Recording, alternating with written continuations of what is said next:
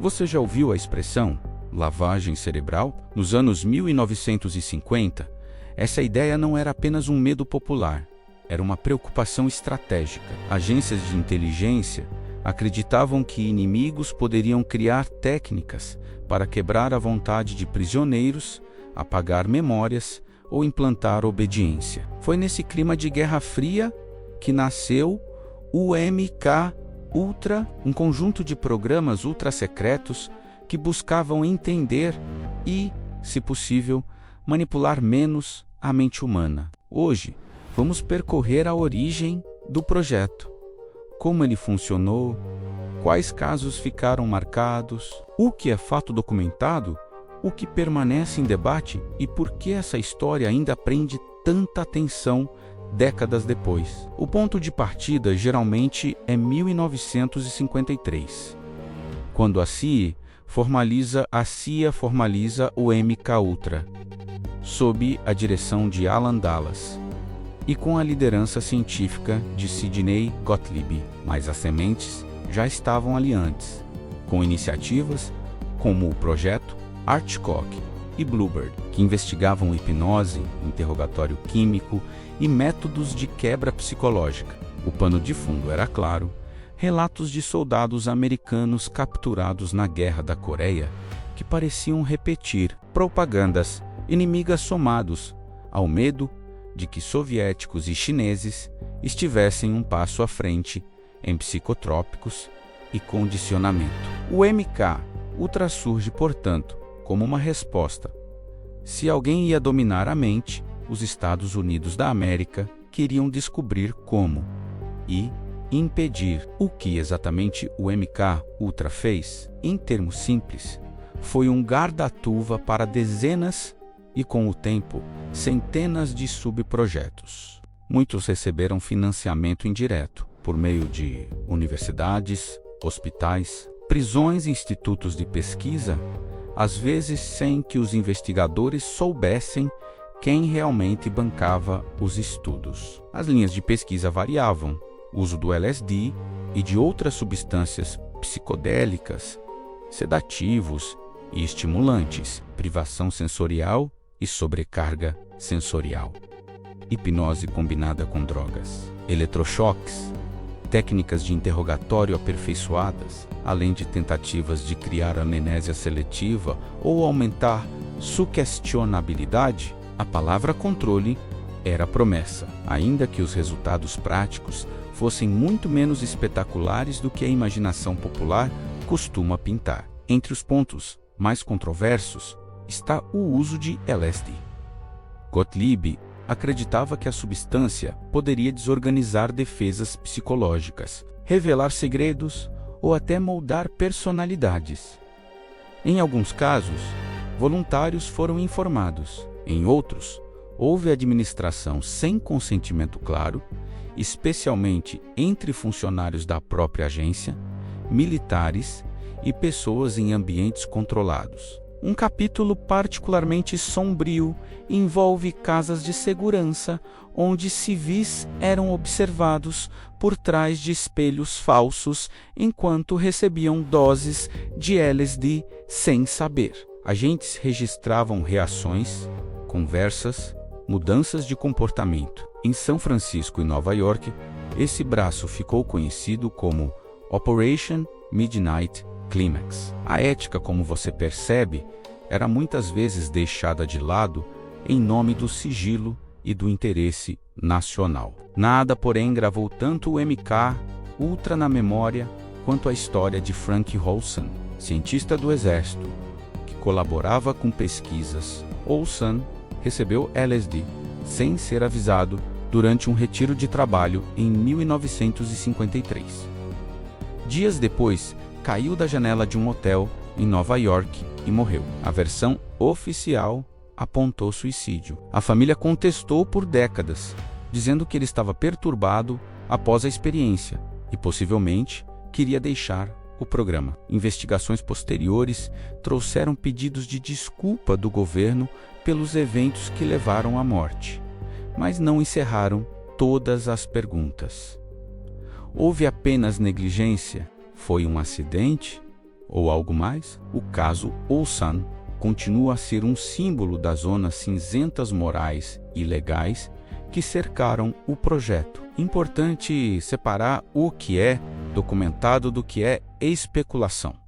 Documentado, o MK Ultra existiu. Houve financiamento encoberto, houve administração de drogas, inclusive LSD. Às vezes, sem consentimento, e parte dos registros foi destruída em 1973, quando o diretor da CIA, Richard Helms, ordenou que arquivos fossem eliminados. Documentado também em 1975 e 1977. Comissões no Senado e documentos obtidos via lei de acesso revelaram subprojetos, memos e cartas que confirmam amplitude e práticas pouco éticas. Houve inclusive indenizações a vítimas e familiares. Especulação. A eficácia real de controle mental pleno. A literatura científica e os próprios relatórios apontam que, embora seja possível induzir confusão, medo, perda de inibição e alta sugestionabilidade, a ideia de programar uma pessoa como robô com comandos PS hipnóticos infalíveis não encontrou comprovação robusta. O ser humano mostrou-se menos hackeável do que parte dos proponentes imaginava. Se os resultados milagrosos não apareceram, por que o tema persiste? Primeiro, porque revela o que governos são capazes de tentar quando acreditam estar em jogo a segurança nacional, incluindo romper limites éticos. Segundo, porque ecos do MK Ultra se misturam com a cultura popular. Filmes, séries, músicas e romances repetem a figura do agente programado, do assassino ativado por palavras-chave, do prisioneiro submetido a telas estroboscópicas. Terceiro, porque a destruição de documentos deixou lacunas. Onde há lacunas, há espaço para narrativas. E quarto, porque a conversa sobre manipulação mental nunca ficou no passado. Hoje, ela aparece com outras máscaras. Algoritmos que moldam a atenção, técnicas de propaganda, ambientes digitais pensados para vício. Não é controle mental com drogas secretas, mas é influência comportamental, às vezes igualmente poderosa. Vale entender como esse universo foi exposto. Em 1975, o Comitê Church, no Senado dos Estados Unidos da América, iniciou auditorias sobre abusos das agências de inteligência. Em 1977, um conjunto de caixas foi encontrado com registros contábeis e memorandos que haviam escapado da destruição principal. Esses documentos permitiram reconstruir parte do quebra-cabeça. Quem recebeu dinheiro? Que laboratório conduziu qual experimento?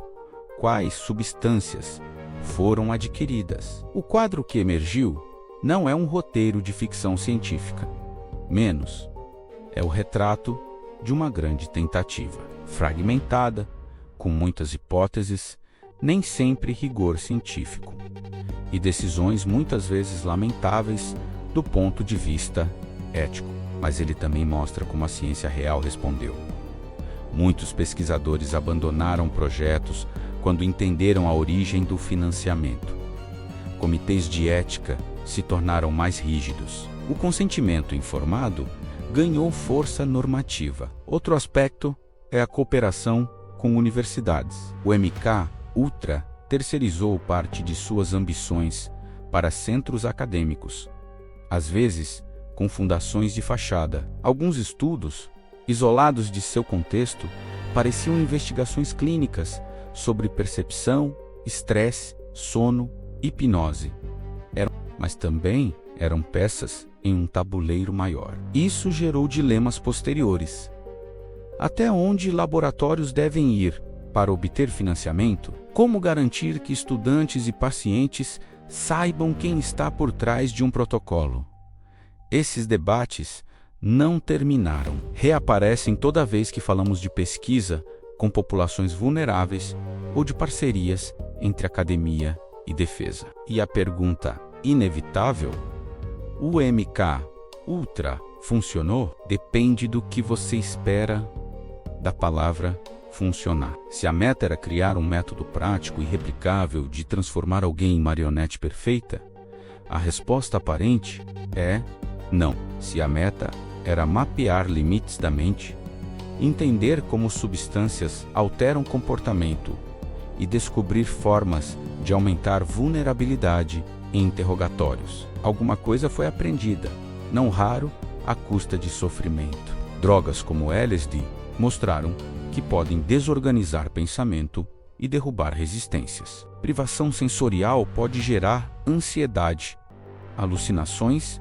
desorientação. Sono e alimentação são pilares da estabilidade psíquica. E memórias não são tão facilmente apagadas ou reescritas quanto alguns imaginavam. Essa mescla de descobertas e frustrações explica por que o projeto foi minguando até ser encerrado oficialmente no início dos anos 1970.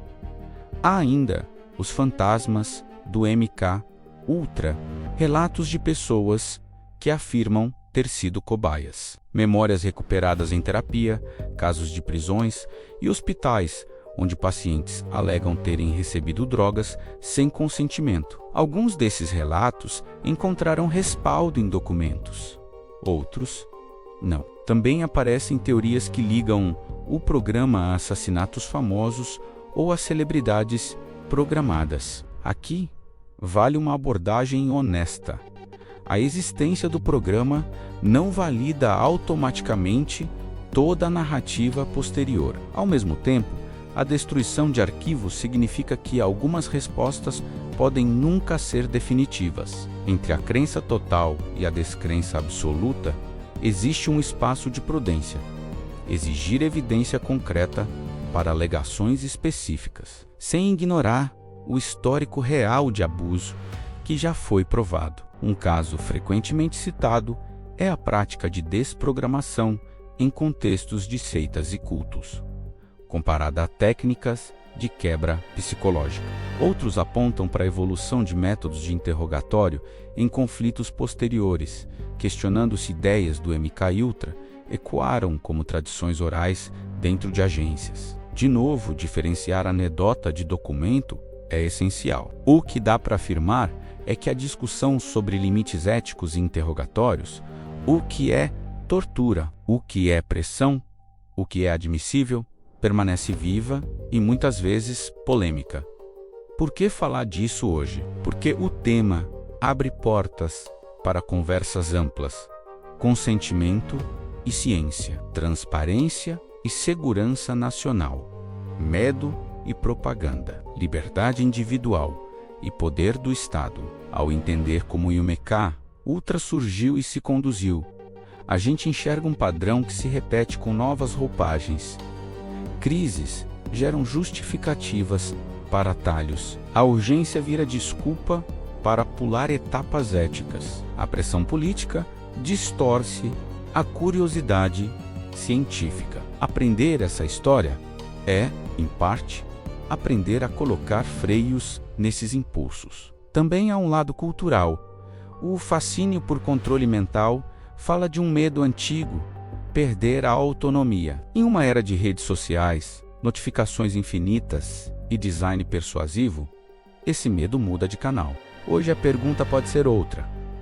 Estamos programados por dispositivos, por timelines que recompensam raiva e choque, por ambientes que sequestram atenção. Talvez a tecnologia comercial tenha conseguido algo que a CIA não conseguiu com o LSD: capturar horas do nosso dia, moldar hábitos, influenciar decisões. Não é uma sala secreta com um espelho falso.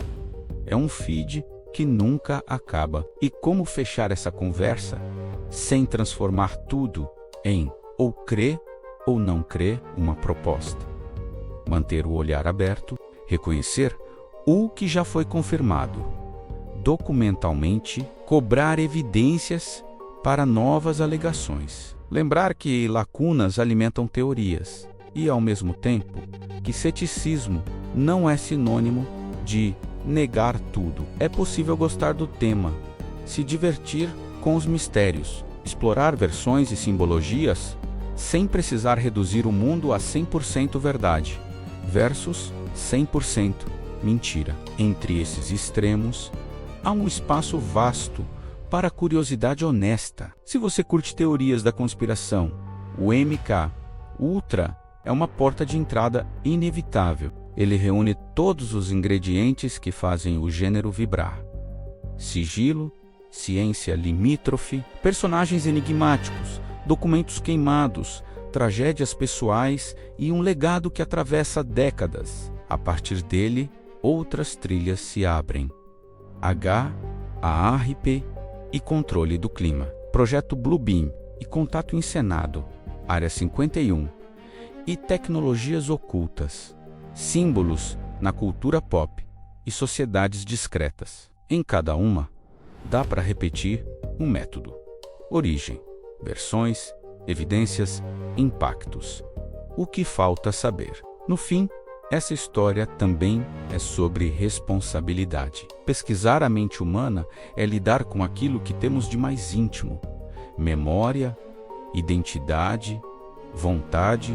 Quando governos e instituições cruzam linhas, danos se espalham por anos e famílias inteiras. O MK Ultra deixa um aviso simples e duro: fins grandiosos não justificam qualquer meio. E, quando o arquivo some, a confiança pública também se corrói. Se essa viagem pelo MK Ultra te interessou, guarda 2 chaves para os próximos episódios. Perguntar de onde veio essa ideia e o que dá para verificar. A partir daí, o resto vem menos versões, contradições, curiosidades, simbolismos. Aqui, a proposta é essa: apresentar o panorama e deixar você decidir como conectar as peças.